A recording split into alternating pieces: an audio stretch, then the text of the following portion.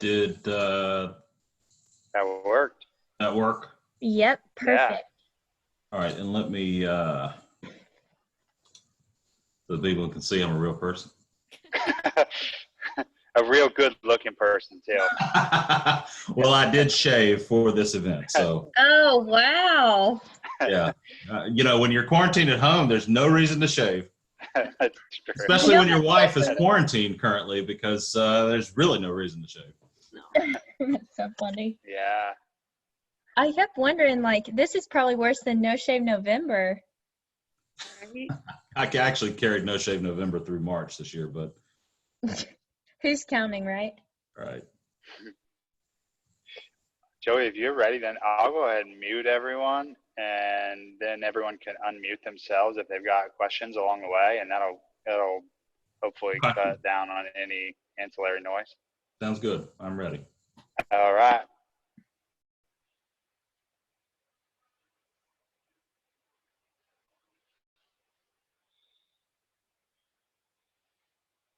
Now it looks like. Yeah, sorry, I had you muted at the same time.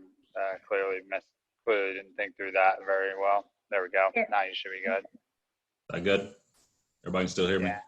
Okay. Yep. So like I was saying, Eric and Lauren reached out to me and asked if I would be willing to come and talk to you guys for just a little bit about the pandemic that we're facing, really in an effort to dispel some of the myths that are out there. There's a lot of noise going on, and really kind of give you some thoughts from the perspective of healthcare, and kind of tie that into how that interplays with the economy at large, and also really to give you an opportunity to ask any questions that you might have. I can't promise I'll have the answers to them, but hopefully at the end we'll be able to have some discussion about this. So we're all learning right this moment how to work from home. I can tell you that with my wife is a professor of pharmacy at Purdue, and she's having to work from home.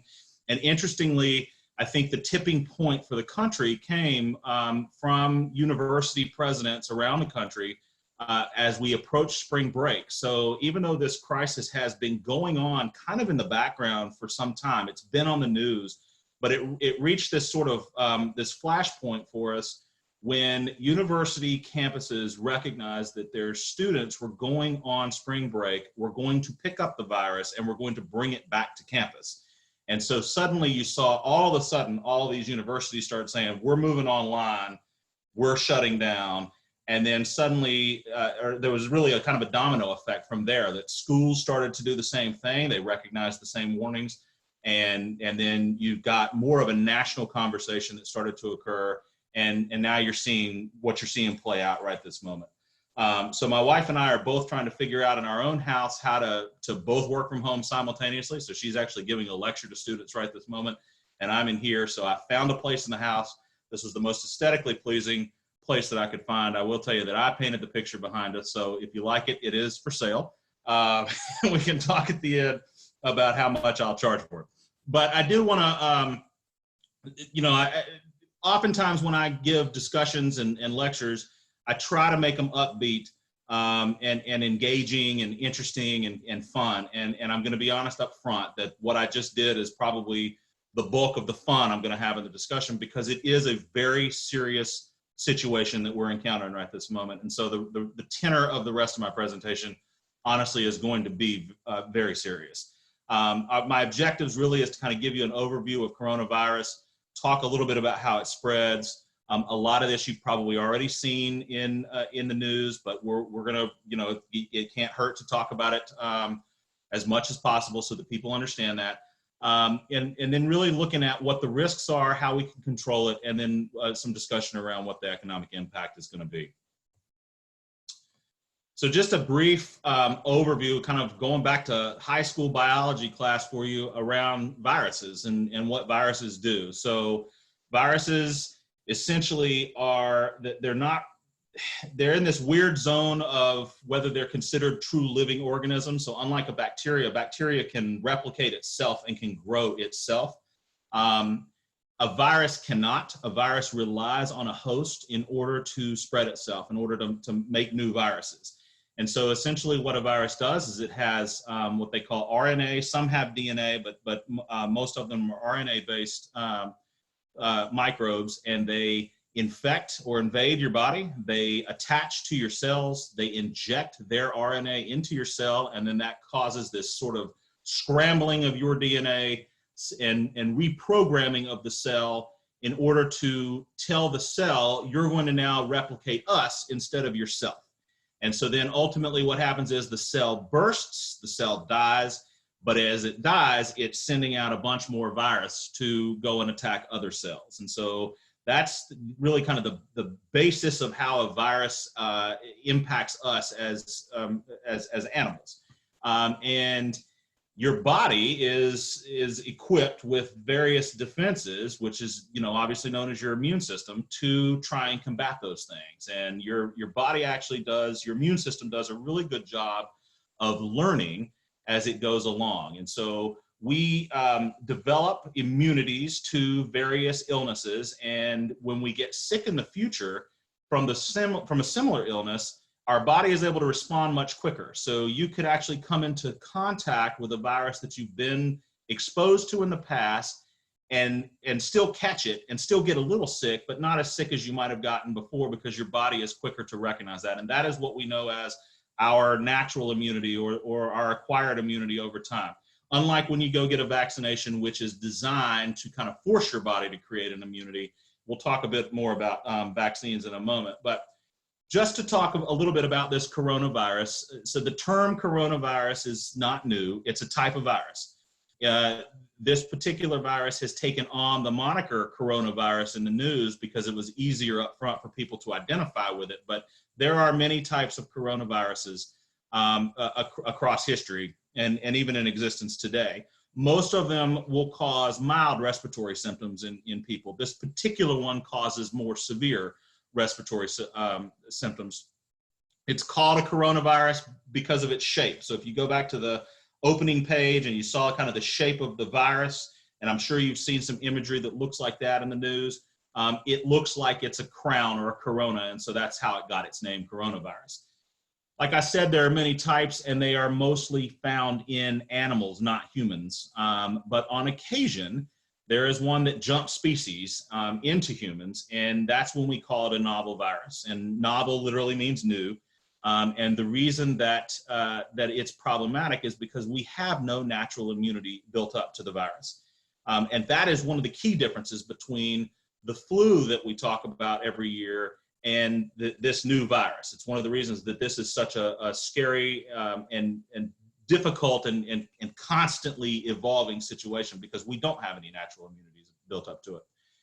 And immunity is an interesting thing because you build up immunities based on your exposure to various things and even in your demographic and where you grew up. So for example, I'm from North Carolina. Every year when my wife and I, she's from the Midwest, every year when we go back to North Carolina for Christmas, inevitably when we come back, we've been hanging out with our nieces and nephews who are little vectors carrying these illnesses that they get exposed to in school. We come back to Indiana, she gets sick for a week, and I have no symptoms, and I'm perfectly fine. And it is absolutely because I have built a natural immunity to things that occur in North Carolina that she has not been exposed to. So even within our own country, depending on where you are at any given time, you can be exposed to things that you are typically not exposed to that other people are. And so, the immunity piece actually is a key factor in this.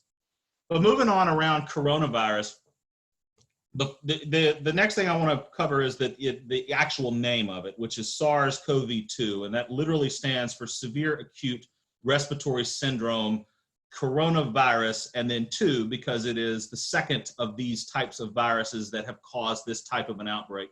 The first one was back in 2003. That one was simply referred to as SARS. And the disease is known as COVID-19, which literally stands for Coronavirus Disease 2019. So to kind of liken it to another disease that you're probably familiar with, if you think about HIV is the virus, AIDS is the disease that is caused by the virus. And so that's the difference between referencing the coronavirus, although people are not really calling it SARS-CoV-2. They're more so referring to it as coronavirus. And COVID-19 is talking about the virus versus the disease.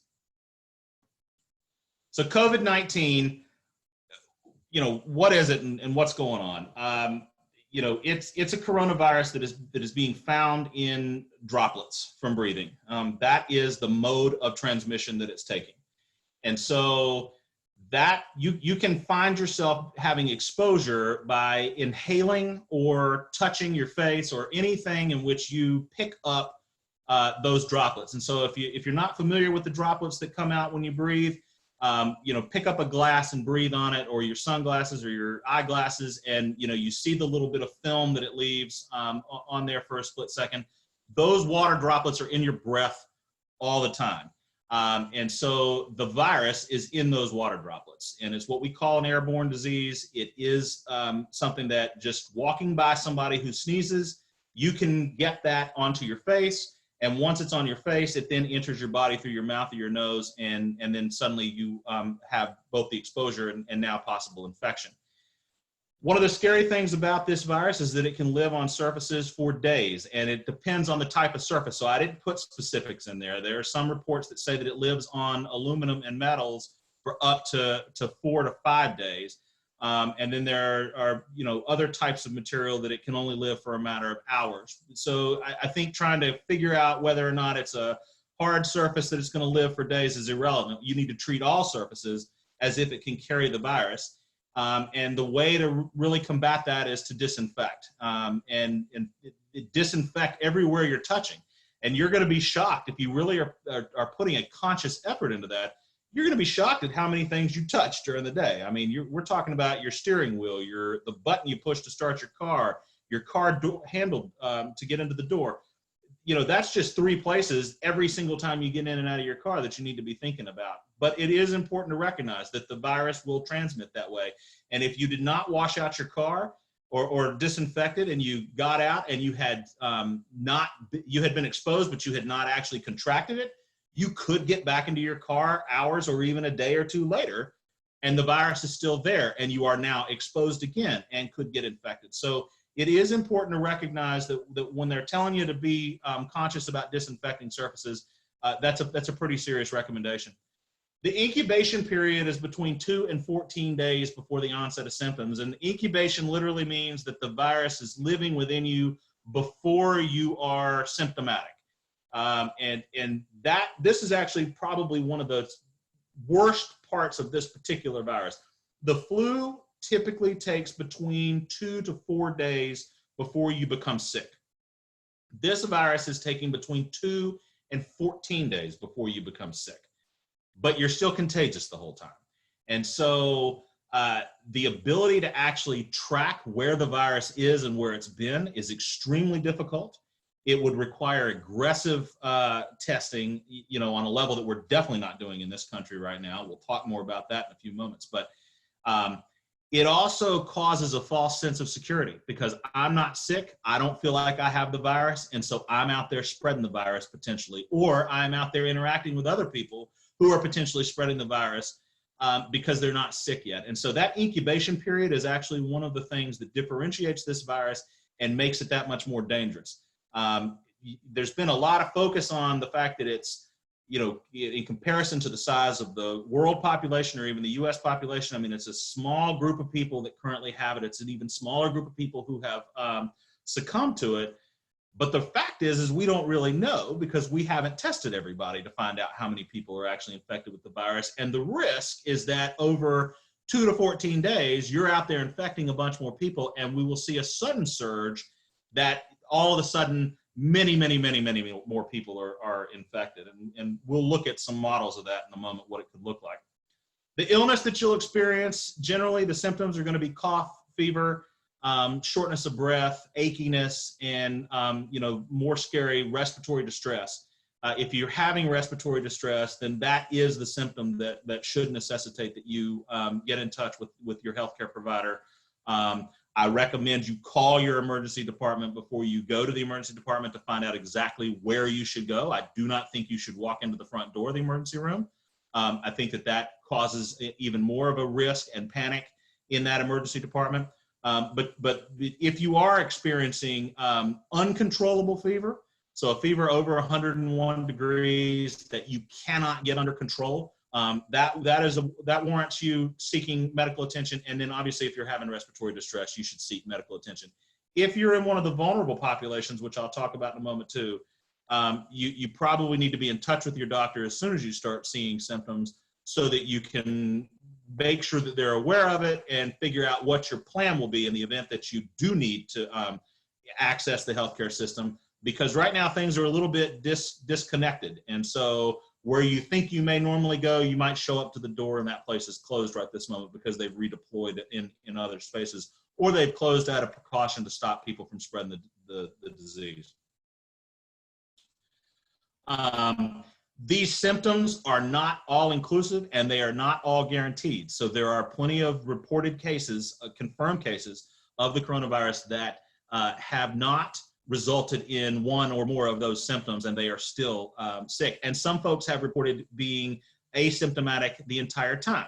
And so it's important to recognize that if you're showing any of these symptoms, out of an abundance of caution, my recommendation is to probably believe that you've been exposed and take measures to isolate yourself from your family and from other people that you might come into contact with so that they're at less risk. Because even though you are contagious throughout the time that you were infected, the higher propensity of infection is when you are symptomatic. So you are shedding more virus when you're symptomatic. Lastly, on this one, I'll talk about the treatment. The reality is there is no treatment. It's supportive only. So there is no cure to this. There is no drug that we can give you for this. It is a matter of your body effectively fighting off the infection. And if it's not able to do that, if you have those comorbidities or other issues that are causing you to experience life-threatening symptoms, then the healthcare system works to support your life while your body regains control. And that's where we talk about putting people on ventilators and things like that and being in the intensive care units. That is a measure in order to keep you alive while your body regains control over the disease. But there is no treatment for this disease. The mortality rate currently is between 2 and 3% globally, although Italy has spiked the numbers. The numbers yesterday were about 4.5% globally. These numbers are not good. And what I mean by that is the data is very flawed. We don't know how many people are actually infected. And so the mortality rate is probably a little bit less than what we're seeing, but the mortality rate is significantly higher than what you see with flu. Folks have talked a lot about the fact that, so many more people die every year of flu. Why are we so concerned about this? The truth is that flu does kill a lot of people.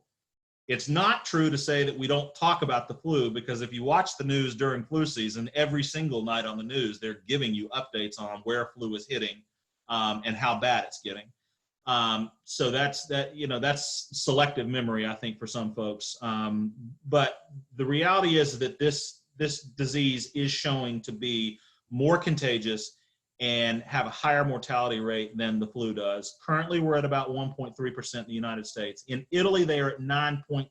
And that's an important number because that's an astronomical number. Why are so many people dying in Italy? Well, because the healthcare system has buckled under the surge of patients. And that should scare the hell out of everybody, because that is what we are on the brink of in this country in the event that we had a sudden surge. People who don't need to die by the disease itself are going to die because they cannot get access to the care that they need if the healthcare system is overwhelmed. And so in Italy, you're seeing that very high rate. And unfortunately in Spain, they have now started to see the same thing. The imagery yesterday that came out of Spain, there were people literally laying on the floor in the emergency room. In our own emergency rooms, for example, we'll talk about bed capacity in a bit, but in our own emergency rooms, we have a thing called boarding, which means that we're holding patients who otherwise need to go into the hospital and they can't because there's not any room for them. Happens all the time. And we have, in order to help with our throughput, we have beds that are literally lining the hallways. If you've ever been in an emergency room, a big emergency room, you will oftentimes see beds in the hallways Yeah, I've been same with you. And I know you're, Some you're really busy and the day gets away and everything like that. But just feedback as I is said fine. on Are the y'all last hearing call, that?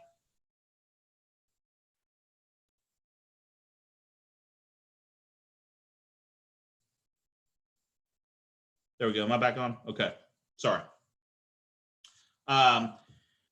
And so in Spain, they're literally, they're not even those beds available. They're laying on the floor in the hallways. And so, that is, I think, what we are trying to avoid, and why the drastic measures are necessary to try and keep us from getting into that space. Again, from being from North Carolina, we deal with hurricanes, and I can tell you that when you're thinking about a hurricane or a snowstorm, you've got a radar that shows the hurricane coming, and they're able to plot where it's going. And the snowstorm, same thing. They're able to show on the radar what that looks like. We don't have the radar as we traditionally know it in this particular situation. That's why it's difficult to wrap your head around something that you can't see and how that's threatening to us. I will tell you, Italy is our radar. That is absolutely what's coming if we don't do something about this. So this is just a brief history of this particular pandemic. December 31st was when China told us that they were treating a new virus. Now, how long before that were they treating it? Probably in the manner of 4-ish weeks, I would say, probably before they decided to go public to the world that they were treating this virus. So think that the virus probably originates back in middle of November, early December. And then these are just some of the various hallmarks that have happened as we've gone through this. But I've highlighted a couple here in arrows that I want to talk about real quick. On January 30th, the WHO, the World Health Organization, declared a global health emergency, and the next day, the Trump administration restricted travel from China, and that was a good thing. And you've heard, I'm sure, in some of the press conferences and things, the president has extolled gratitude on himself for having done that. And yes, that was a wise move to do. But the problem is that if you look between the two yellow arrows, from January 31st until March 3rd is when we actually approved widespread testing. That's the lost time there. That is an absolutely unacceptable occurrence that has happened from the federal government. We needed to be moving aggressively at that point on testing, and so we have lost all of that time.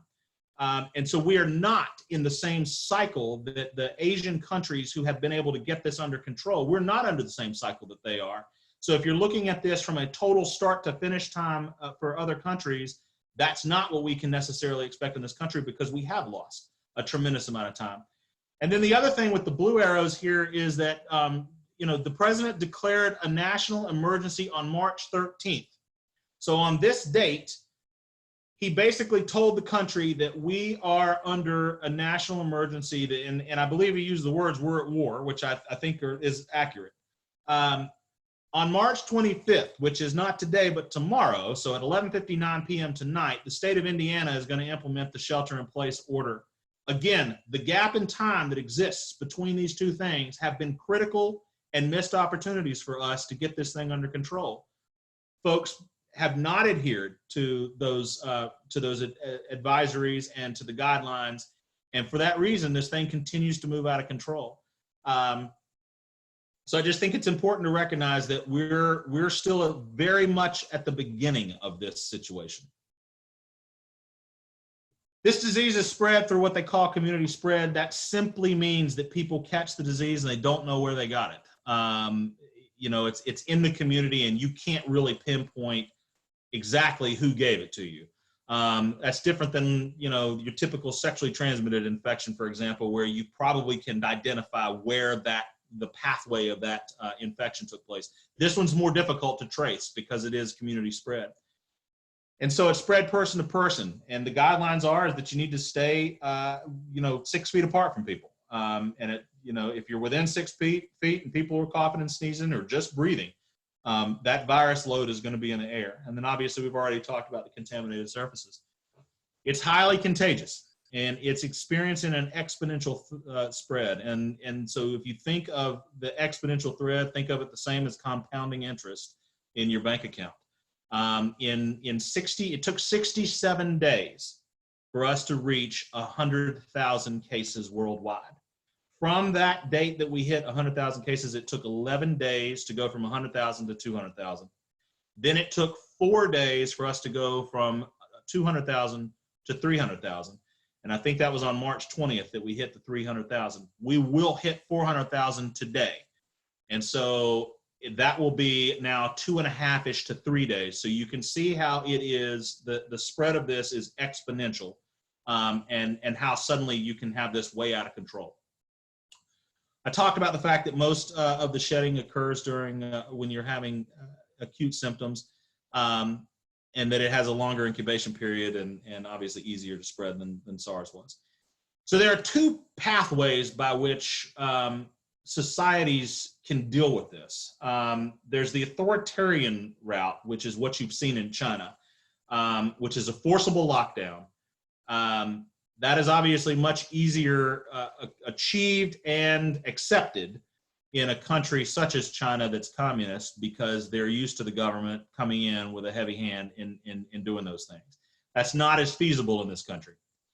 In the absence of having a forcible lockdown, and by forcible, even though the state of Indiana has put the shelter-in-place order in, it's going to be much more relaxed than what you saw in China when they locked Wuhan down. So in a democratic society like ours, the onus to control it comes back onto us as the citizens.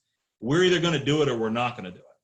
The recommendations right now are obviously to keep washing your hands, and to practice social distancing. And what we need as a country is we need widespread testing, because without widespread testing, we don't really know exactly how much disease is out there and where it's spreading the fastest.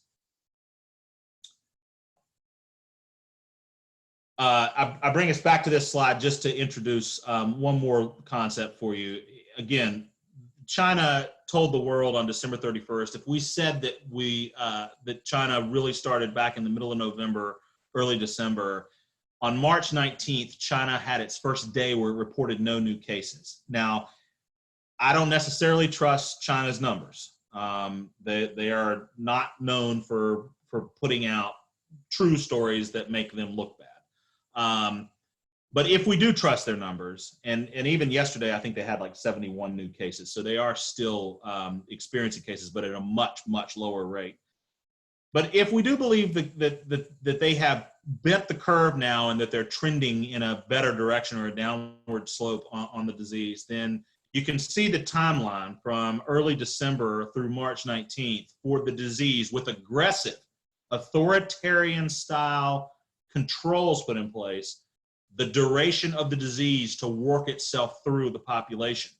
And so that should tell you that in this country, where we're not going to follow the same aggressive techniques that they do in China, we're at the beginning of this, and it's going to be a long haul. And so people need to be prepared for that, despite the messaging that they may hear conflicting coming out of some of the press conferences. The reality is that we're at the beginning, and this is going to take a long time. I'm sure many of you have seen some iteration of this graph that really is trying to represent the need for social distancing and taking the protective measures that have been suggested, not to stop people from getting infected. People are going to get infected. This is a pandemic. It's a disease that is not going to just go away on its own. We're going to have to develop immunities, or we're going to have to come out with a drug that's going to stop it. And that takes time. So people are going to get infected. The idea here really is this black line, which is the healthcare system capacity, and trying to make sure that if we spread the disease out over time and we allow people to get infected over time, that the healthcare system will be able to absorb the surge in patients, and thus we will have less people who die. And so, the emphasis that I'm making here is it's not an attempt to stop people from getting sick. They're going to get sick. It's an attempt to make sure that our healthcare system is able to support the people who cannot recover on their own. It is a measure to stop people who do not need to die from dying.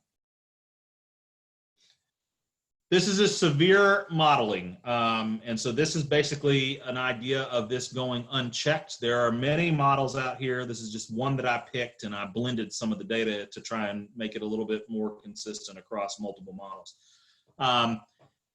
The infections at peak under an unchecked model would be half of the United States population. So that's over 150 million people that we would be talking about who are infected with the disease. 9.6 million hospitalizations, 2.6 million ICU hospitalizations. The problem with that is our hospital capacity is very well known. There are 924,100 hospital beds in the United States right now. There are 64,000 ICU beds right now. Those are medicine ICU beds. There are an additional 51,000 specialized beds. So that includes like cardiac beds, beds for children. You know, there are the various beds that we could convert and add into the count of beds. So you still would be looking at around 110,000-ish, 115,000-ish total ICU beds. Again, far under the 2.9 million ICU bed need in the event that we left this thing unchecked. There are 2.8 beds in the United States per 1,000 people versus Italy, which has 3.2 beds per 1,000. And why is that important? It's important because it highlights for you the fact that Italy's healthcare system actually is bigger, not in real terms, but in per person terms than our healthcare system is. So they have the ability to absorb more patients per person than we do. And so, again, going back to that idea that Italy is the radar, that is the crystal ball telling us what could potentially happen. You know, we have to attend to it. And then the average utilization rate is 65.2%. So what does that mean? Well, it's because of the way the healthcare system is designed. The healthcare system is built to care for a predictable annual patient throughput. So we have a good sense as to how many patients are going to get sick of various things based on statistical analysis. And we have built our facilities, we have built our staffing models, we have built the whole system really around the concept of this is what the hospital typically looks like. If you think of the hospital like a hotel does not go and build capacity in a space where they are only going to utilize 25% of their rooms at any given time. They build their hotel such that they are maximizing their capacity, and hospitals are no different. It doesn't make economic sense for them to have overbuilt hospitals such that half the hospital is sitting there vacant at any given time. What we see every winter as the flu season picks up is the numbers of utilization spiking. And so whereas I said the average utilization rate is 65.2%, that's spread out across 12 months. And during the summer months, there are less hospitalizations because of the flu. So this accounts for the flu surge. We oftentimes across the country, but even downtown, we go on a thing called diversion in the emergency department, which literally means that the hospital has said, we're out of beds. And so they tell the EMS, do not bring your patients to Methodist Hospital. And so they have to go to Eskenazi instead. And there have been selected dates where Eskenazi and Methodist are both on diversion. In such case, now you're going to have to find a bigger community hospital in order to divert the patients. And that is based on the fact that we run out of the bed space to absorb the surge. All of this is normal annual function of the healthcare system.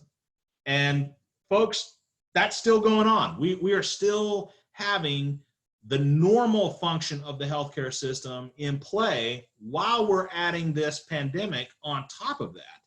And so that's where the biggest risk comes in, because if we had a surge based on the infections at peak in the severe model, that more than wipes out the healthcare system's capacity. And that didn't account for any of the other people who had a heart attack or a stroke or are dying of cancer or have had a car accident, although if people are practicing social distancing, hopefully the number of cars on the roads have dropped and you'll see some pickups in that area. But you're not going to lose out on on those things like heart attacks. And then, believe it or not, some of the busiest days in the emergency room each year is the day after Thanksgiving and the day after Christmas.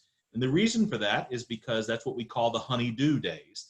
The days that husbands across the world or across the country are given the honey-do list of things that they're to do, and they end up hurting themselves. They fall off the ladder, they hammer their own hand, or whatever it is that they do that hurts themselves, and they end up coming to the emergency room on those days. And so even as we're at a work from home model, and folks are recognizing that, oh, I've got some free time now to do some of the things that I don't typically do, that has the same propensity, I think, for causing that sort of honey-do day, in which we're seeing pickup of additional ER cases based on people doing something silly at home that gets them hurt.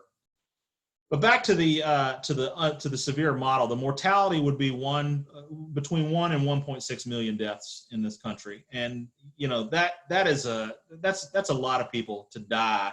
The flu in this country typically kills about 20,000 people a year. That's a high number. There are a lot of people who die in this country of the flu every year.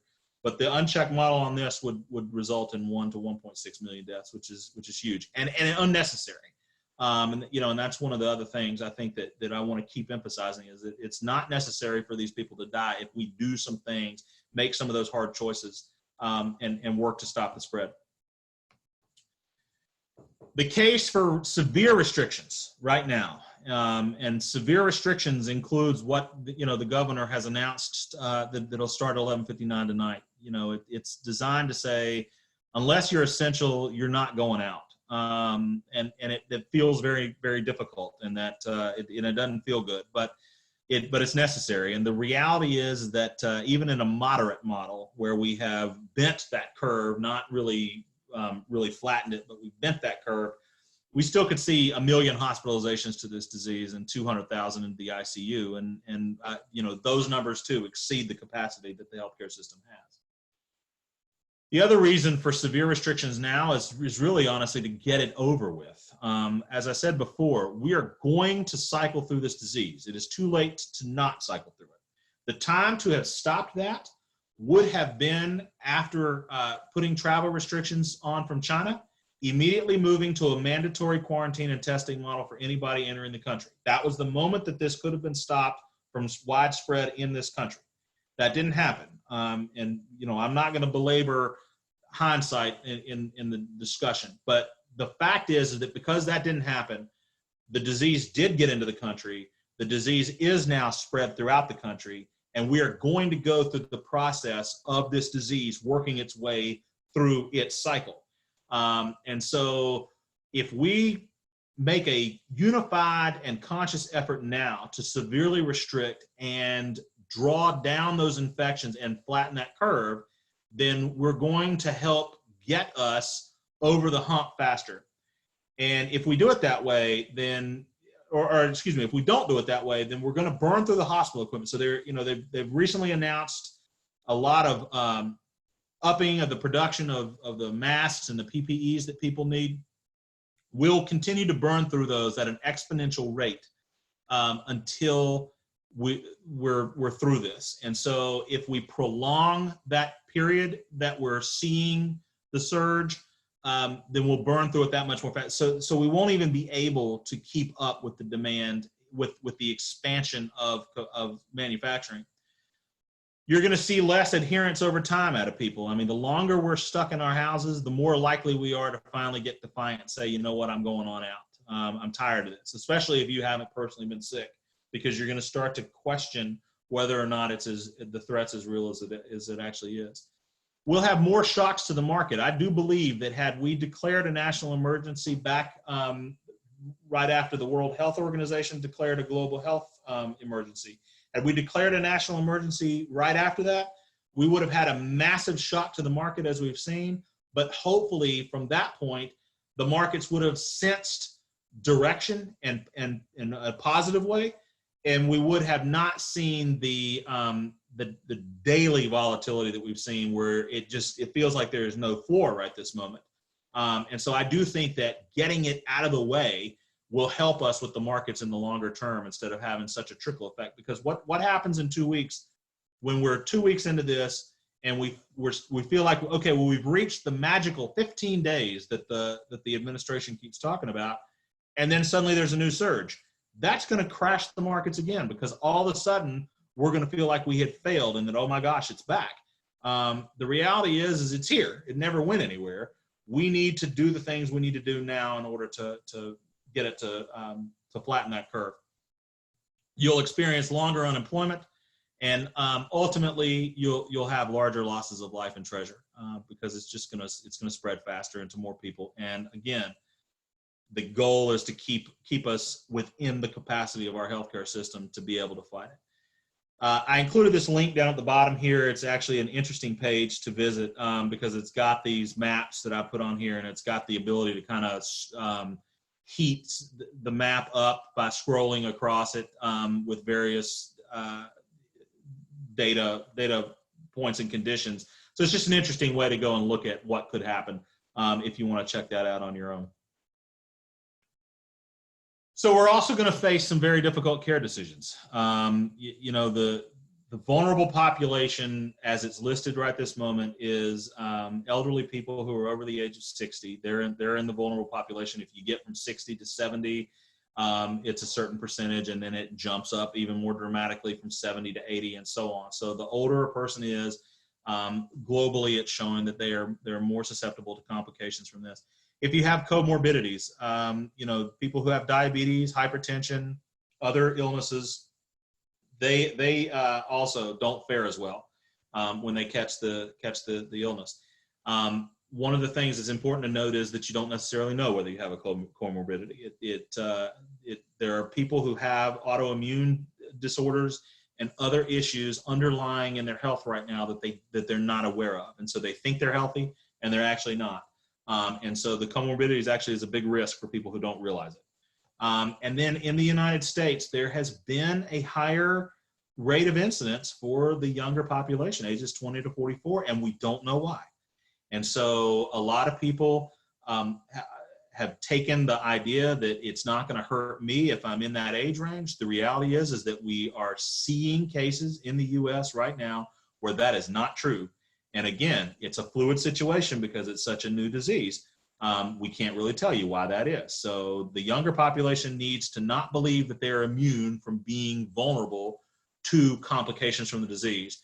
The younger population needs to absolutely recognize their role as vectors, that they catch it and they spread it to other people. And so it really is a collective effort across all of us, regardless of what your age is. We've talked about the surge capacity. You know, the lack of beds, there's a lack of ventilators. I will tell you that in Marion County, we have 20 ventilators. That's the total number. That's all that there are. So you think about that for a moment, 20 ventilators in a county the size of Marion.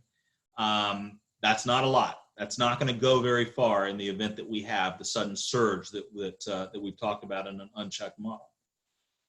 For our providers, and this is a big one, you know, there is currently a lack of personal protective equipment, masks, gowns, the various things that allow a provider to go in and feel comfortable treating a patient and to move from patient to patient without being vectors themselves. This is a big risk. It's a risk because it will lead to more of the hospital-based infections. It's a big risk because it risks infecting our workforce. And I mean our healthcare workforce.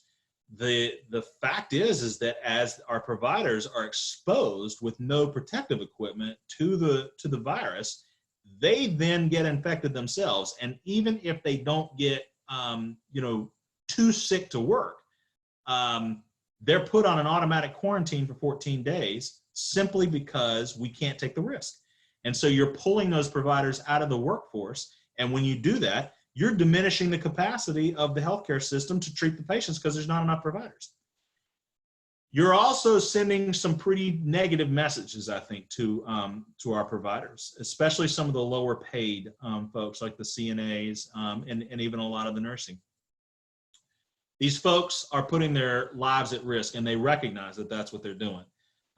They're afraid. It's honestly, it's the first time in my career that I have seen people that I have known for a very long time describe being afraid to go to work in the hospital because they know that they are risking exposure and that they then are afraid of bringing it back home to their families and hurting their families.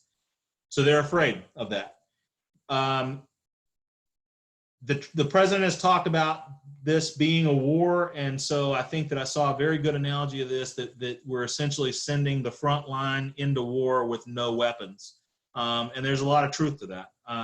The truth is that having these folks not feel protected and not feel supported, the risk to that is that some of them at some point are going to say, you're not worth the risk to me anymore. I need to protect myself and my family. I don't think we're there yet, but I do think that as we go through this, if the capacity and the surge become an issue and people genuinely feel truly scared that going into the hospital is going to be detrimental to the family, you're going to have people who are simply going to say, I quit, and they're not going to show up. We saw a little bit of that when the Ebola outbreak happened several years ago. People were scared of the sensationalism around Ebola, and so they started calling out. They weren't going to show up for work because we didn't have the right protective equipment for them. And I think that's an even bigger risk here that would happen. So it's important for us to recognize and protect the providers as well. But then we're going to get to these tough decisions, and those decisions are going to be based on your chances of survival and making decisions at the door of the hospital that are looking at you as a person and saying, now, how many years of life do you have if you recover from this? How likely are you to recover from this? And those will be, our current model is that we're a first come, first served system.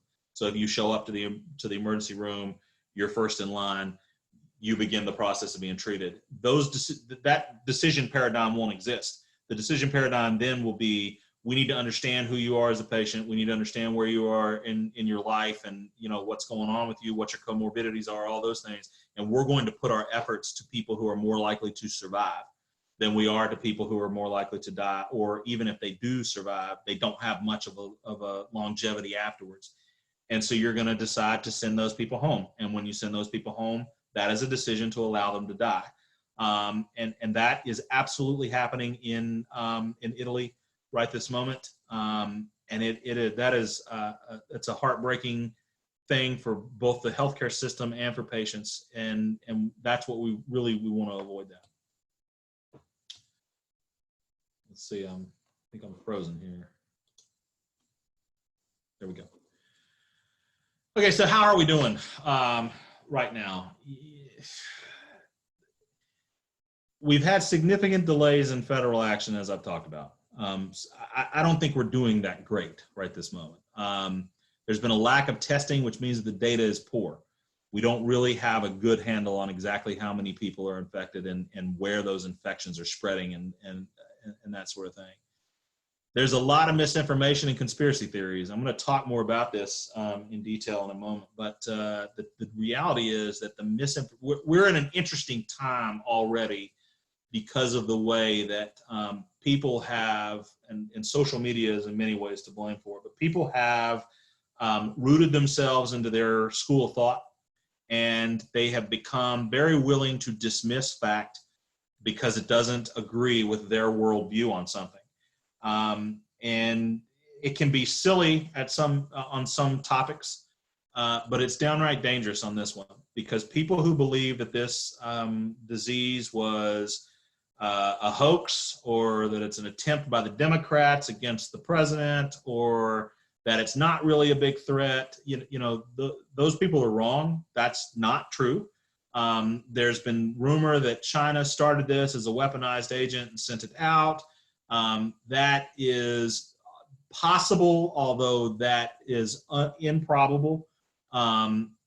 There have been a couple of studies that have come out very recently that have suggested that, or that have looked at the etiology of the virus itself and do believe that this is an animal-based virus that has jumped species into humans, and so that was not created in a lab. So the chances are almost nil, that China created this virus to send it out as a weapon. Those types of misinformation and conspiracies are not helpful. They're actually harmful, I think. There's been a lack of individual adherence.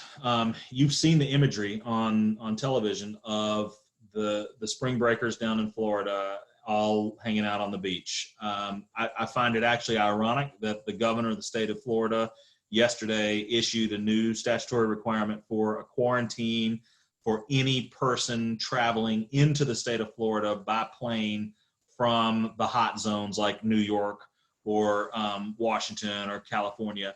And I, it's almost laughable to me that he refused over the weekend to shut down the beaches where all those spring breakers were coming together and then going back out into the country spreading the disease. But then he has the nerve to say that we're going to quarantine everybody who comes into the state.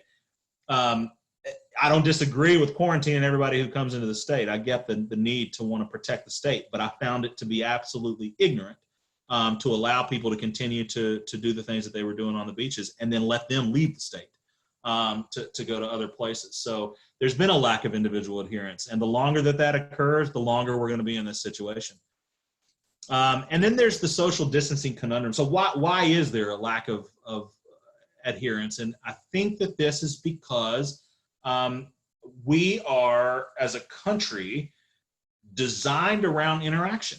Our entire economy, our entire business model works around creating interaction. Customer acquisition, the whole concept is, how can I bring people who I otherwise am not connected to and connect to them? And then we can agree that generally is best done in a person-to-person interaction, in close contact with each other. It's building relationships.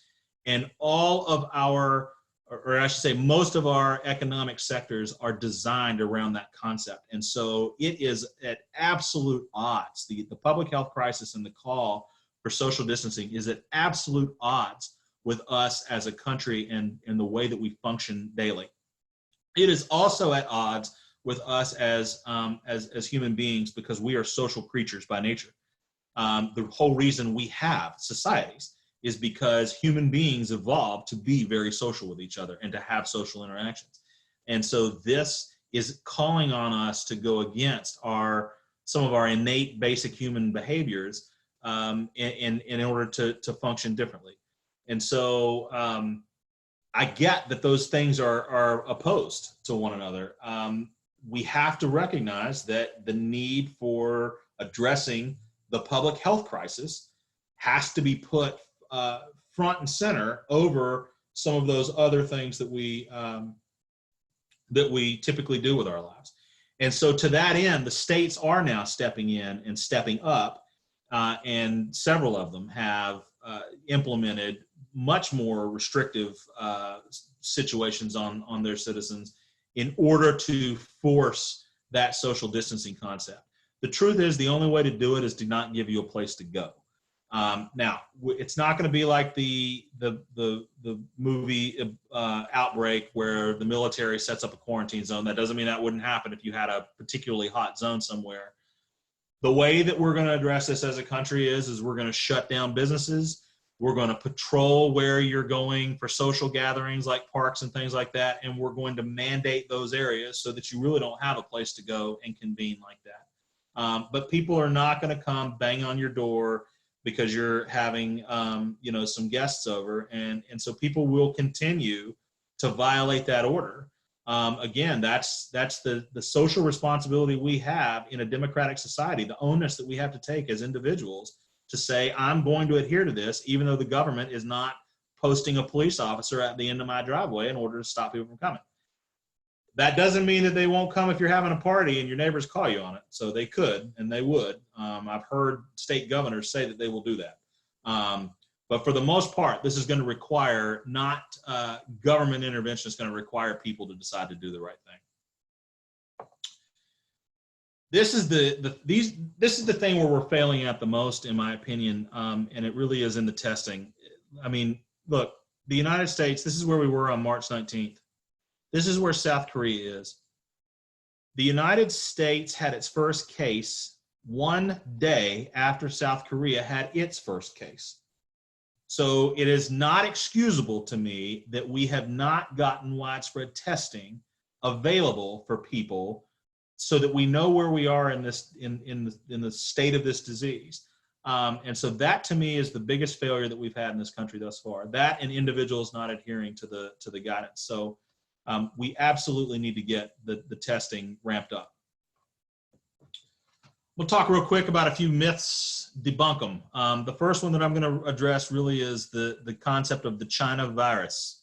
I'm putting that in there because it's not called the China virus. That's not its name. I think that one has to wonder, what is your intent if you're referring to it as the China virus?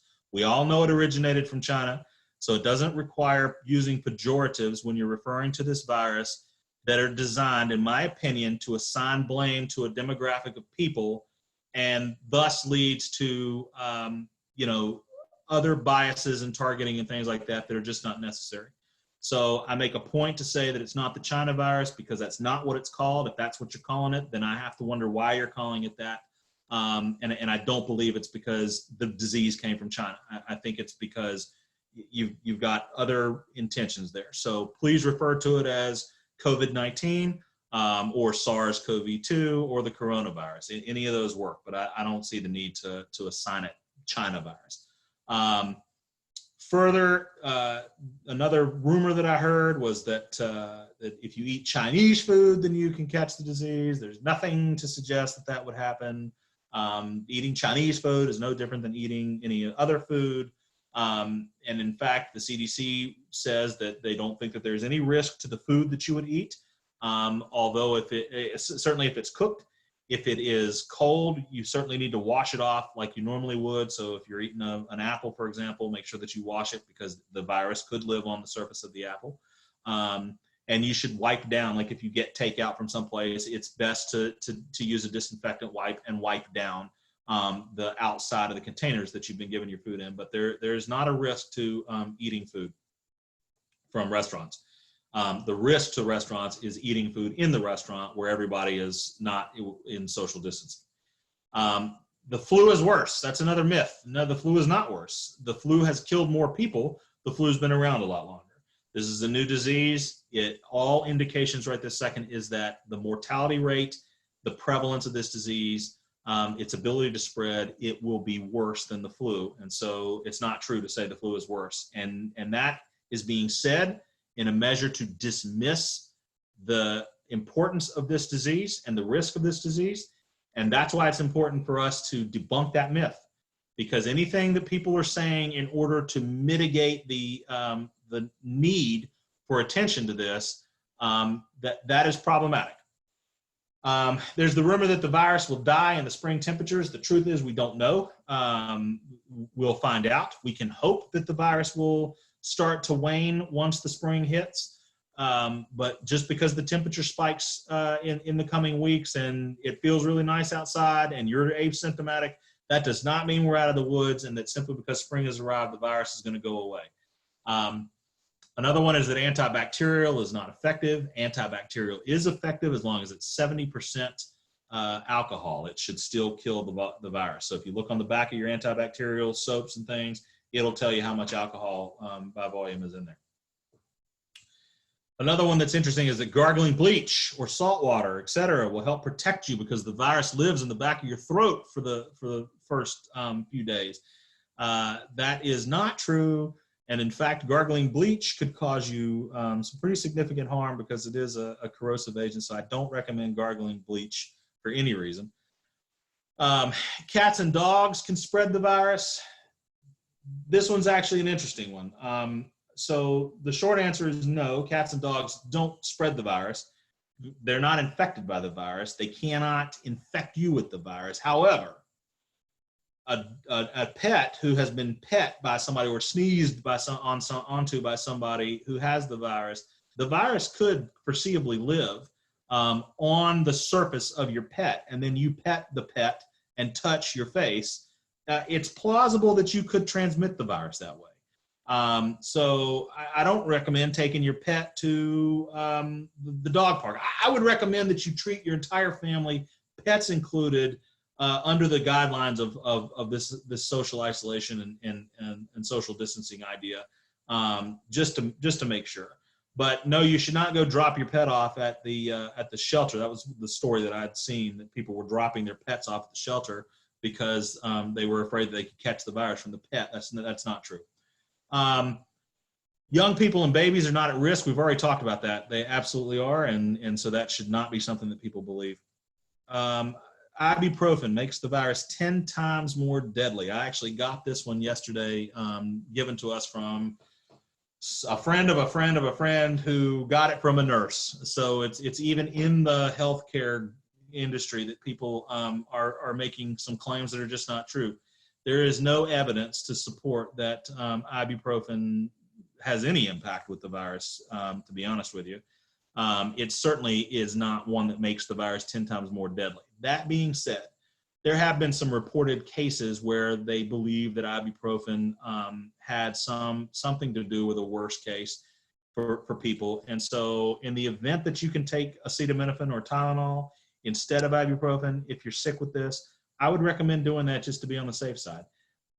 The counter to that would be if you have liver disease or some other contraindication for taking acetaminophen, I would not recommend you take acetaminophen over the ibuprofen. So this is a rumor that we still don't know. So err on the side of caution, but don't put yourself at risk in other places that you know you're at risk because of the rumor. Another rumor is that we have a treatment on the way. We do not have a treatment on the way. We are in the process, the government is in the process of trying to develop a vaccine, and that could take up to a year to finally come out. And a vaccine is really going to be the only way to medically stop the disease, is to have a vaccine available. The president has talked about some drug mixes that show signs of helping with treatment, and maybe they will. I think if you watch the press conference in which he talked about that, Fauci immediately got up right afterwards and contradicted what he just said. I think I'm gonna default to believing what Fauci said, but do not rely on the fact that there's a treatment. So the danger of telling you that there's a treatment on the way is that it presents an idea that we're out of the woods, and we are not out of the woods. Hopefully, the data will support that there are options available, and we can make those options more widely available to people to use, but we don't currently have one. And then I also read this morning that a man in Arizona took this drug, hydrochloroquine, and you can get it to do something with fish tanks, and so he decided to self-treat. He died, and his wife is in intensive care, because they took what they saw on the news and they went and decided they were going to self-do this. And so that's the risk there, to wait until something is actually being made widely available. It does not take 10 minutes of exposure to contract the virus. The longer you're exposed, the more likely you are to catch it, but you can catch it in a matter of seconds. So that's not true. And then the idea that this is going to be over in 2 weeks, there's this magical number of 2 weeks, 15 days, and there is just nothing to support that idea. This will be over when it's over. We don't know when that's going to be. So I don't think people need to just believe that, oh, we're hanging out for 15 days, and as soon as 15 days is over, the threat is over. It's not going to be like that. Oh, I did not mean to do that.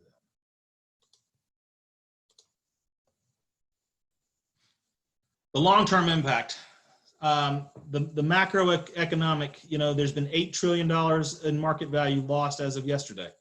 That's huge. There's been a surge in unemployment, and the economy is, for the first time, really having to grind almost to a halt in order to support the efforts. The Congress is currently investigating and looking at a $3 trillion stimulus package. $3 trillion is 1/3 of the Treasury's annual revenue. That's how big of a package this is. So I know that there's been some finger pointing and blaming going on as they negotiate what that's going to look like. The truth is that when you're putting out a stimulus package of that size, I want you all to argue over and come to some rational consensus as to what it needs to look like. We don't need to just rush something out for the sake of rushing something out. Where we needed to rush, in fact, was on getting testing available, and we failed at that. So to go and now try and rush a $3 trillion spending package does not make sense to me. The microeconomic impact, which is what we're going to be feeling as individuals. Small businesses are they're going to be going on with little to no revenue for a period of time that's undefined right this second. And a lot of them are going to be at high risk as a result of that. They're not going to be able to pay expenses. Individuals are not going to be able to pay expenses. You're going to see people who can't make mortgages. You're going to see people who can't make their rent. The consequences of those actions are going to start to trickle their way into the economy over the coming weeks and months. The Q2 earnings reports and Q3 earnings reports are going to be problematic for us. We're going to go into a recession as a result of it. There are going to be fewer employment options for people as the economy starts to kind of reset itself. And then obviously there's just a lot of fear, and people act irrational with fear. People are going to the store and buying masses of toilet paper. And why are they doing that? Well, they're doing that because they're afraid, and this is a place where they can exert some control over their lives. And so they bought a bunch of toilet paper. And ultimately, we're going to have to look long-term at health policy. We're going to need better focus on pandemic preparedness, and we need better coordination within the government. What can you do? Well, we've talked a lot about the things you can do. You can stay at home. You can follow those guidelines. You can recognize that that you potentially carry this disease. You should quarantine yourself if you're sick. You should self-quarantine. You should decide that I'm sick with this and I'm going to take the measures I need to in order to avoid other people. You should not hoard things. And if you have access to masks, you should find a healthcare facility that's looking for them because they need them desperately. I was lucky enough when my mother is a nursing supervisor at a retirement home in Charlotte, North Carolina.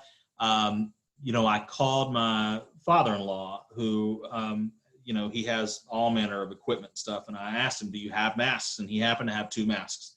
And the whole family was very relieved that we were able to mail her 2 masks so that she feels like she's got some sort of defense going into the next few days of work. I implore people to spread truths. Don't join the rumor mill. Don't spread things that are not true. It matters. And it matters because even though you might think that it's a joke, other people, they don't, and they're looking to hear what they want to hear. And so when they see things that are not true, they then begin to structure their behavior based on the untruths. And that's where we continue to have an issue with people not adhering to the gravity of the situation. I think most importantly is lead by example. That everyone here has the opportunity to do that. Leading by example is showing people that you're going to socially distance. It is it's having a meeting like this instead of in person. It's insisting that people stay home in order to do their work. Those are things that we can do that will collectively get the mass to kind of follow suit. And then obviously, don't panic, because the truth is we will survive this. Not all of us, but society will survive this, and the country will bounce back. It's just going to be painful getting there. So try your best not to panic. I kind of end on this slide because I want people to remember this person. This is Roberta Shelton. It's important for me that people see her face and that people know who she is. She was known when she was alive for helping families of the murder victims, the 2 little girls who were murdered in Delphi. Now, I didn't know Roberta personally. I didn't meet Roberta. I heard of Roberta after she died. She was the first patient in the state of Indiana who died, and that was on March 16th. She had to say goodbye to her family over an iPad because she was in isolation. And she died with no loved ones present. Now, I put she died with no loved ones present as opposed to she died alone because I'm confident that the healthcare providers were there by her side. And so she technically was not alone. But I want you to really think about it for a moment. dying without your family is probably the same as dying alone. So she died alone, folks. And her funeral is going to be restricted to just 10 people. And it's important that we all recognize her for what happened, and that we recognize that the things we're trying to do right now, as difficult as they are, they're designed to minimize the numbers of Roberta Sheltons that are going to be out there. Places that I want you to go to for your sources of information: the Centers for Disease Control, the World Health Organization, the Indiana State Department of Health, and reputable medical journals are all places where you can get information that that is reputable and truthful. And remember that as a novel virus, we're learning as we go. So just because a reputable source said something a week ago and that situation is different today, that does not mean that they should not be believed. It is because we are learning this as we go.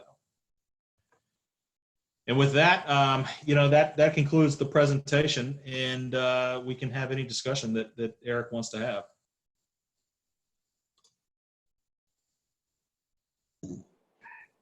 Because they have no beds available.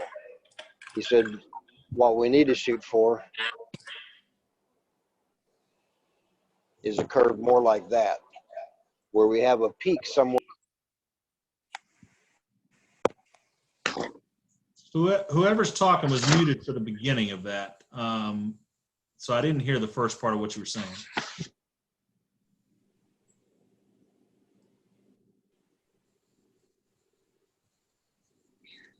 I'm not sure if everybody got unmuted or not, Joey, but I'll let me just check here and make sure, see if anybody wants to jump on with a question there. There's a couple unmuted now.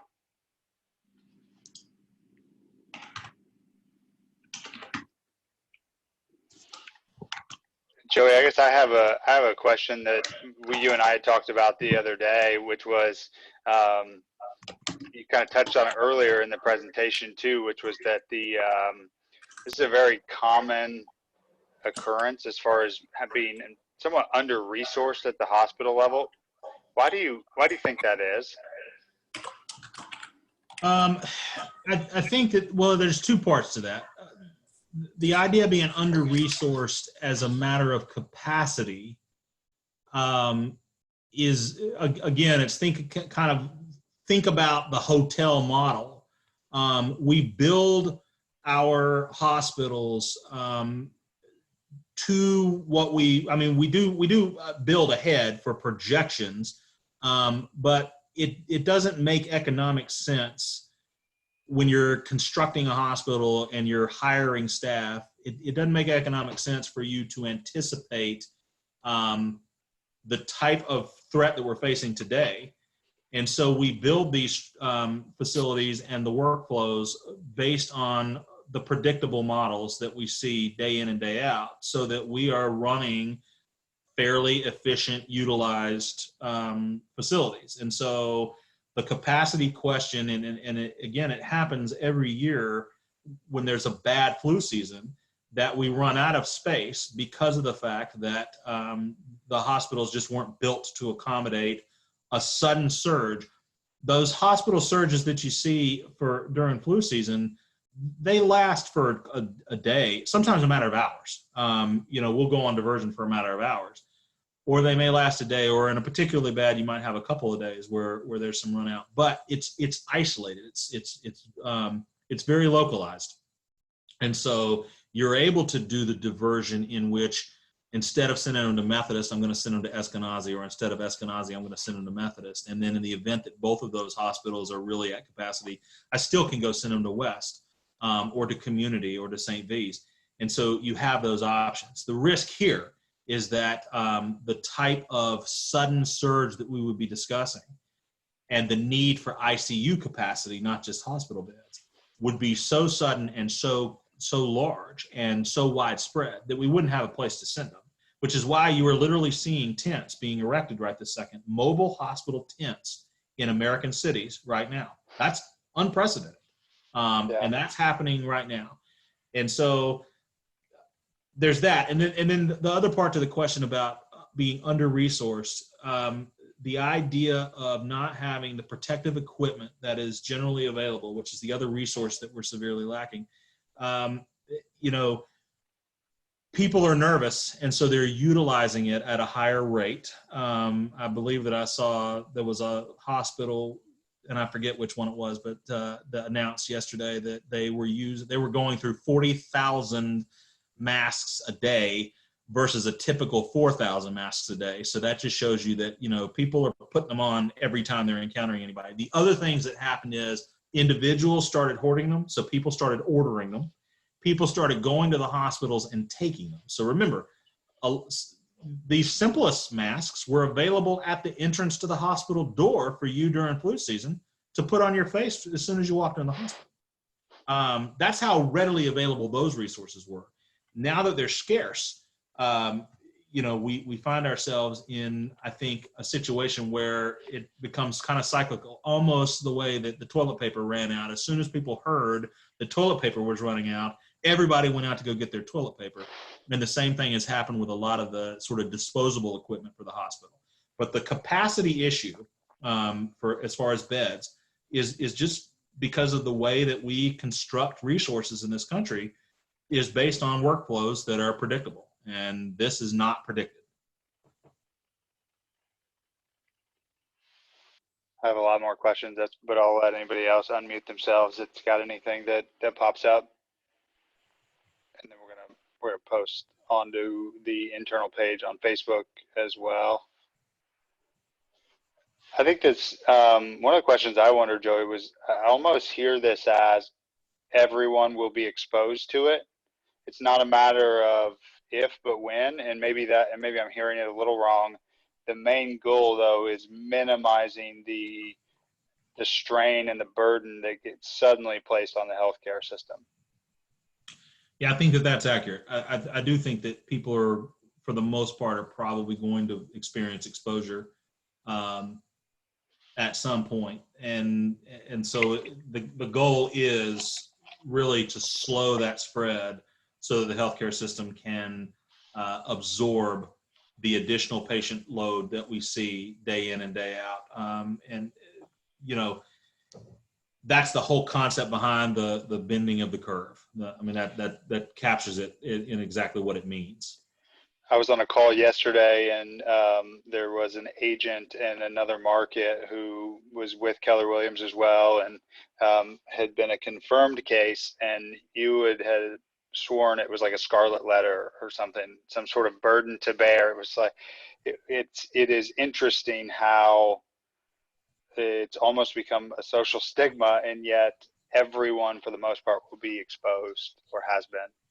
Yeah, and that, you know, it's almost unavoidable. It's funny. I did go yesterday to the grocery store because I needed some things, not because I needed to hoard anything, but yeah, I needed some things. And it's an interesting dance right this second when you're walking through the store. The way that we normally, you know, happen upon people and pass by people, and people were clearly trying to avoid, almost like you had a little bubble around each person and you were trying to avoid it. And so it was interesting because people were pushing their carts, and, you know, there's almost confusion in the encounters because we're trying to figure out which way do I go with the cart such that I don't come any closer to you right this second. I actually think that it's important for people to treat everybody as though they've got it, so that you are, you know, more diligent. It's unfortunate that people have a social stigma attached to it if they catch it, and they feel like it's the scarlet letter. You know, it's no different than catching the flu insofar as the way that it got transmitted to you, and we don't look at somebody with the flu and say, oh, they're the leper that needs to be sent somewhere. They are, the mode of transmission is not through anybody's fault. It happens because you normally breathe.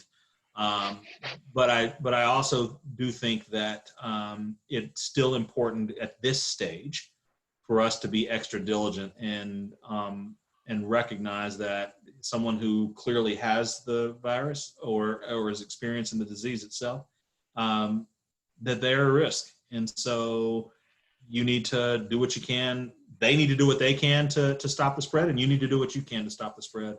And once we get it under control, this thing will go away, and we won't have to worry about it again. But until we get there, it's just important for people to practice those safety measures, I think. We've seen some amazing displays of entrepreneurship as a byproduct of this need for innovation. I saw Elon Musk delivered 1,000 ventilators in less than a week to LA. China built their 2 hospitals in 10 days. There's some open sourcing ventilator, like 3D printing models that are in the works right now.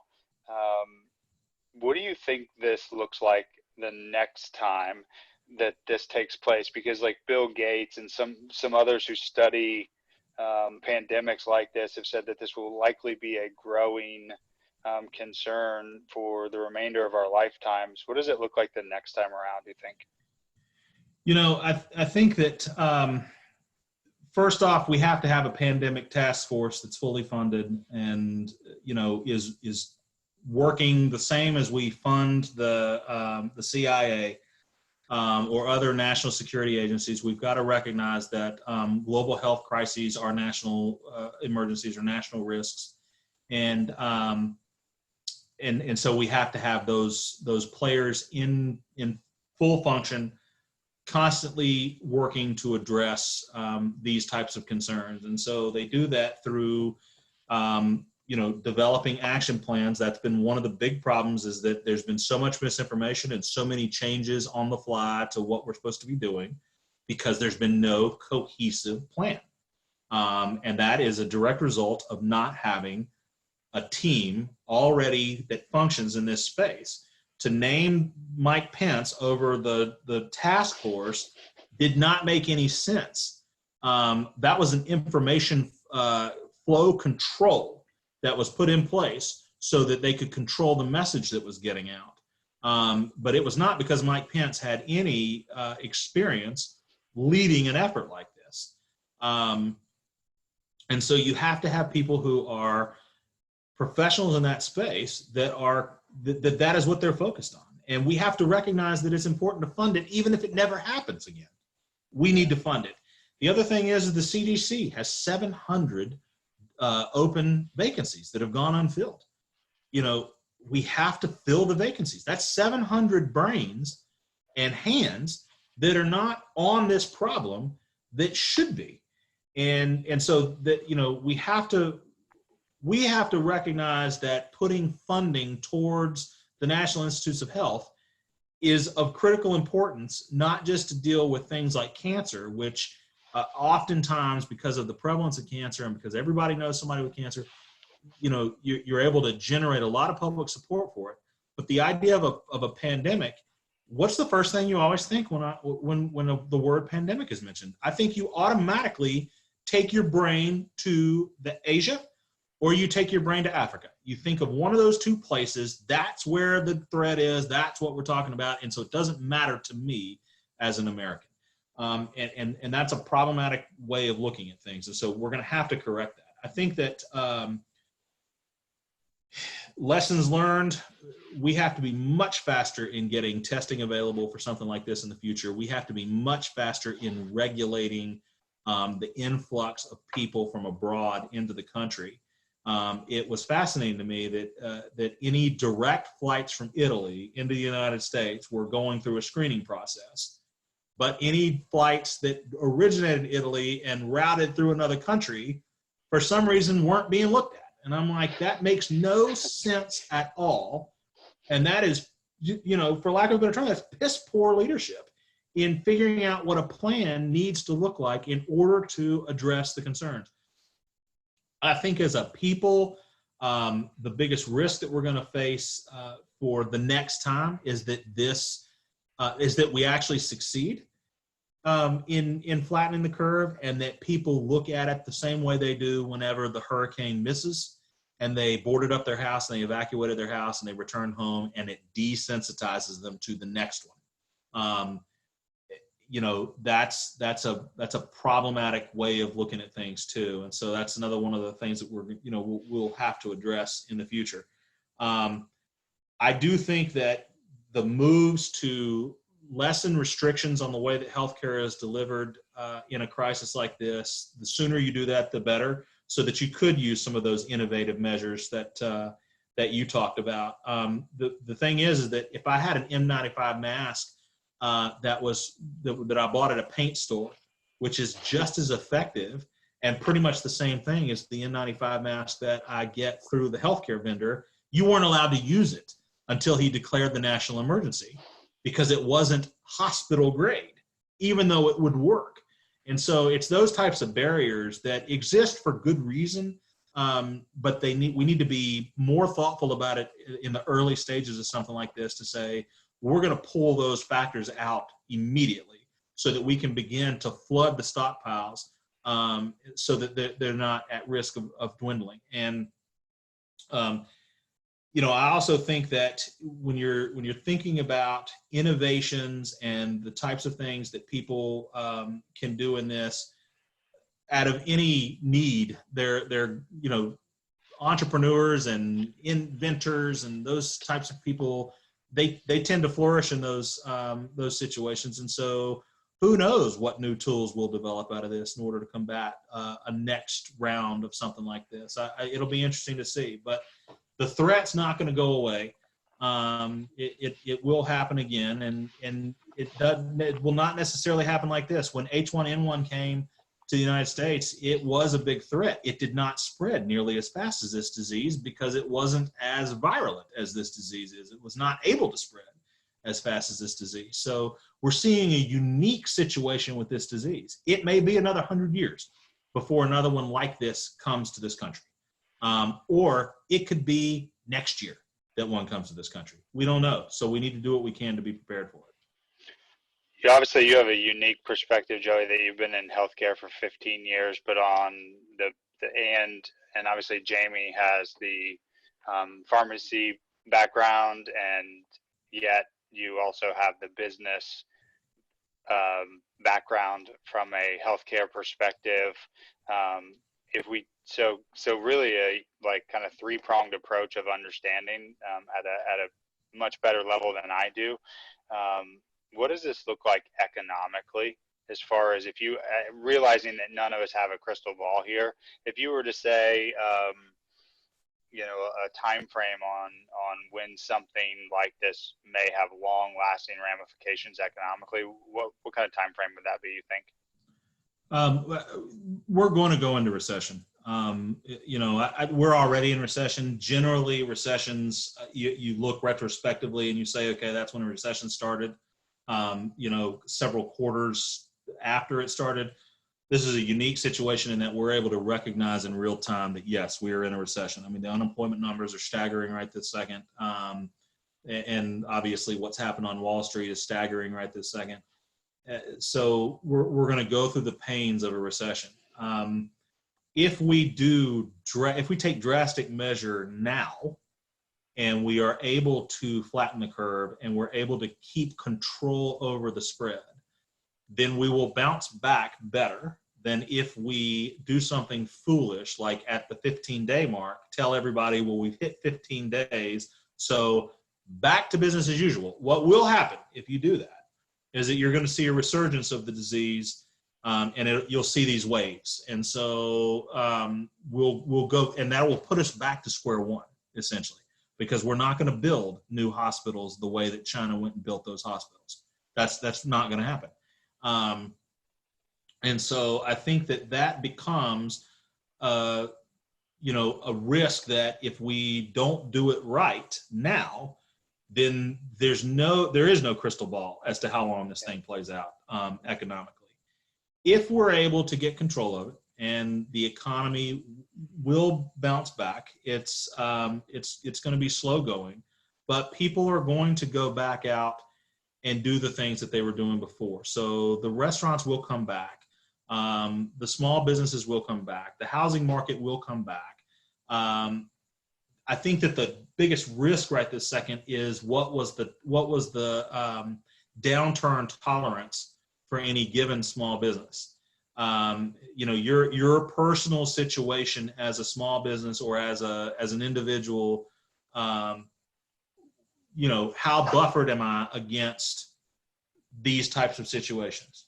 And this is unprecedented in this country. And so for me to sit there and pontificate about, people need to have their rainy day funds and all that sort of thing. I mean, I think that you should have a rainy day fund for unforeseen issues, but I wouldn't have predicted that this was going to cause the economic halt that it has. And again, it could be 100 years before we see the next one of them. So I don't think that it means that, I'm going to start taking, 20% and I'm going to stock it away every year. And I'm not going to use that to grow the business because I'm afraid of the day that things turn sour.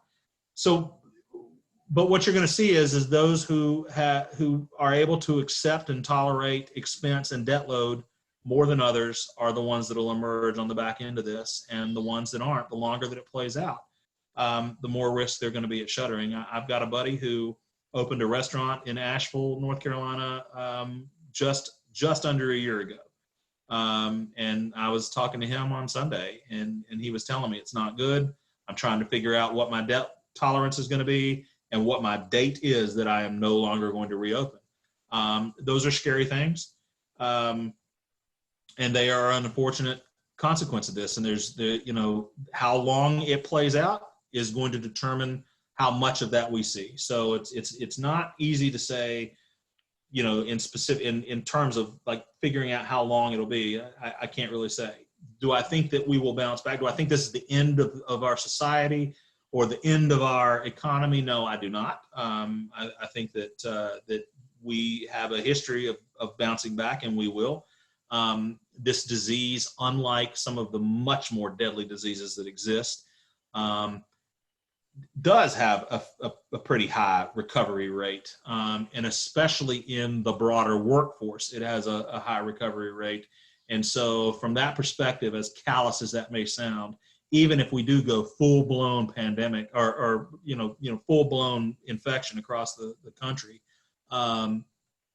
we will lose a lot of people that we don't want to lose and that we don't have to lose. But at the end of the day, after they're lost and the disease is washed back, there will be plenty of people remaining to regenerate the economy. And that doesn't feel good to say, and it probably doesn't feel good to hear, but it is the truth. And so I think from a long-term risk perspective, it's not. From an immediate risk perspective, you see what's happening around you. And for those people who do rely on their 401k or any of those things, they're getting hammered hard. And so that's another thing to think about. That somebody who's in their late 60s or even someone who's 70 and has required minimum distributions, they don't get to ride it out the way that we do until it bounces back. So there are going to be people who are going to suffer big time economically as a result of this. Yeah, I assume from a housing market standpoint, we'll probably see more of that impact on the higher price points. I mean, traditionally, that's where we would see a bigger impact, I would guess. Although the unique wrinkle is, of course, losing some of the workforce from a blue collar standpoint, as far as losing that workforce. That's a little more unprecedented, I think. Yeah, I think that that point is important because the reality is that most of the white collar workers are still making their salaries.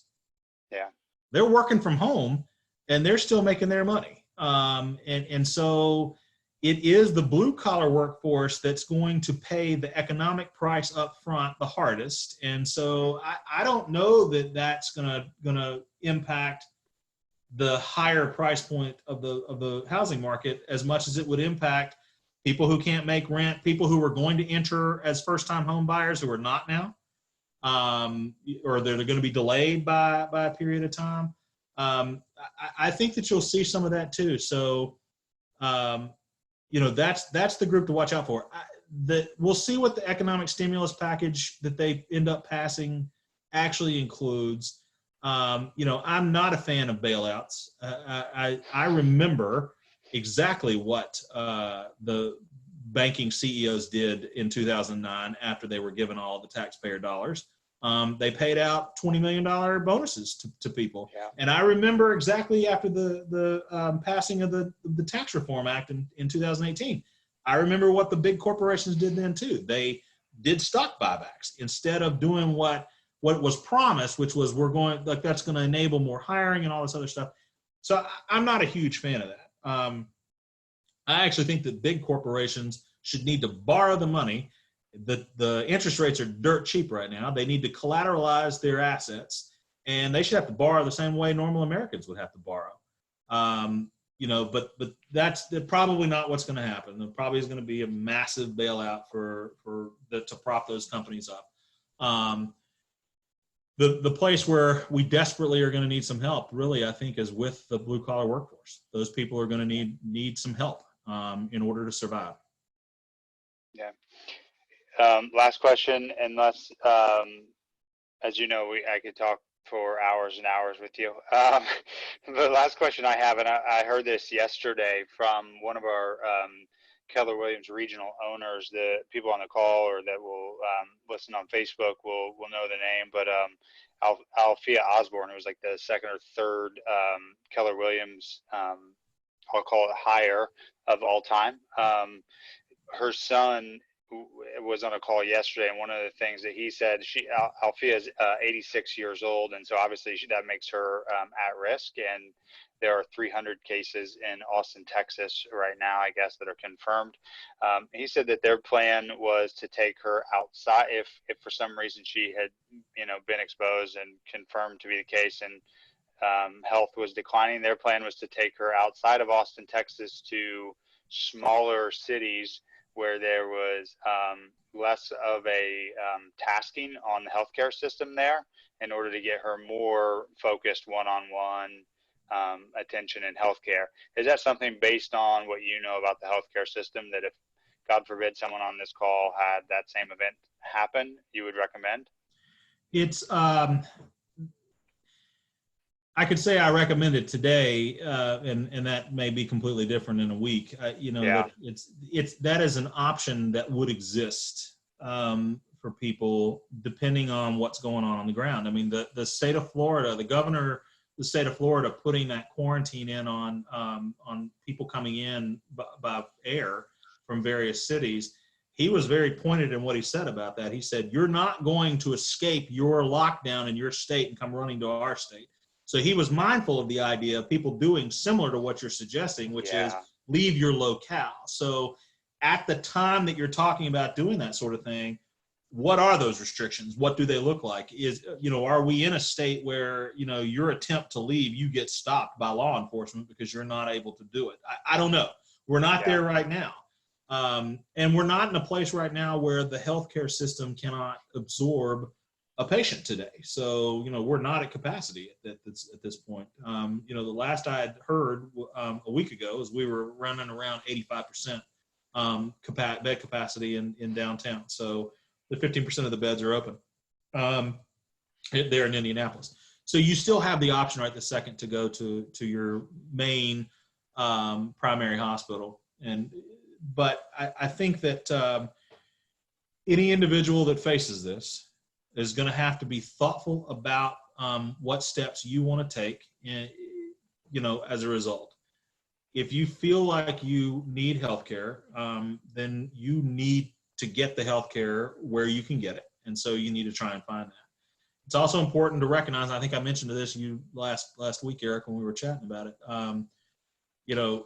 given the restrictions that exist for people going into the hospital, when you decide to take your loved one to the hospital, you are potentially saying goodbye to them at the door. You're not going to get to go in with them. In fact, I saw this morning that they're now putting in restrictions on partners joining birthing mothers, which means that as a new father, you're not going to be allowed in the room while your child's being born.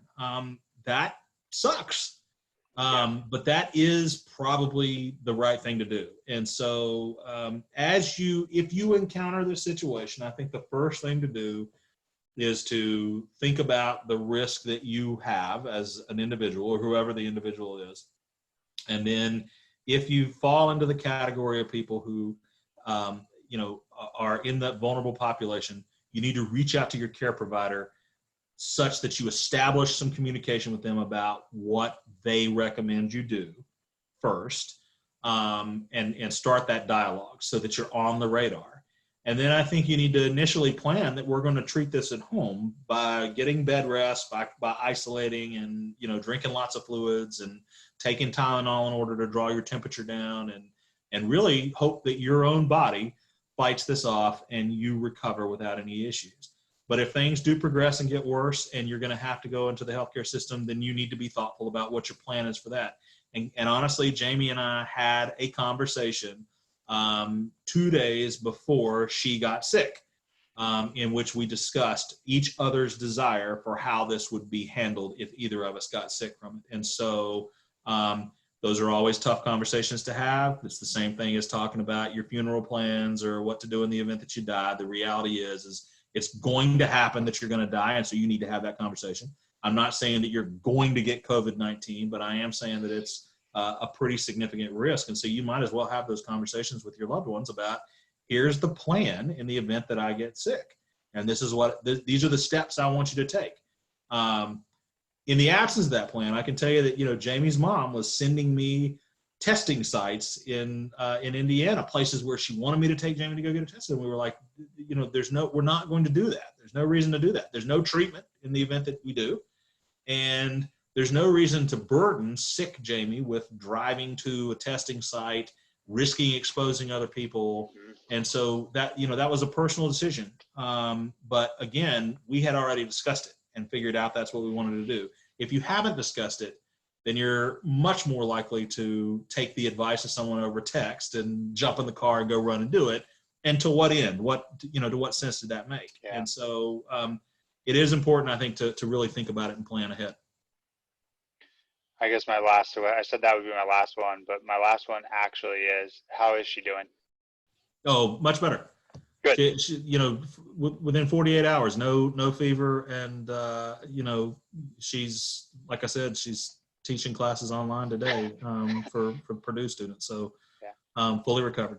Everything's fine. And I haven't experienced any symptoms, at all. And I stayed away from her when she became symptomatic, but up until the moment that she was symptomatic, and I mean literally like the moment before, because as I told you, it hit like a freight train. It was so fast that she was fine at 8 p.m. and by 10 p.m. She had a fever and she was feeling like crap. But right up until that moment, I was right there getting full exposure and I haven't shown any symptoms at all. Doesn't mean I don't have it. And could mean that I simply fight it off without ever showing a symptom. And so it's still important that if you're around that, you make the conscious decision that I'm going to adhere to the following guidelines for making sure that I'm not just protecting my family, but I'm protecting the people in the world at large. And so, be thoughtful about that. It's your responsibility as a person, I think. And that's kind of what my goal in my Facebook posts, because Eric, you mentioned that to me last week too, and I don't post a lot on Facebook, but I have really felt the need to try and spread accurate information and to call out ridiculous things that people post, because the misinformation causes us to make stupid choices. It allows us to do stupid things like, oh, it's not really a big risk, and so I'm going to throw a damn barbecue right this second. As my brother sent me a video the other day, he's driving down the street, and he shows this. I mean, there's 20, 30 people having a barbecue at a park. And, it's like, guys, you're not listening. So hopefully everybody will start to take their responsibility in this seriously. Yeah, love it. Thanks, Joey. I appreciate your time, of course, and coming on. Send Jamie my best wishes, of course. And will do. Thank you for having me. All right. Thanks. All right. Appreciate it. Take care. Be safe and wash your hands.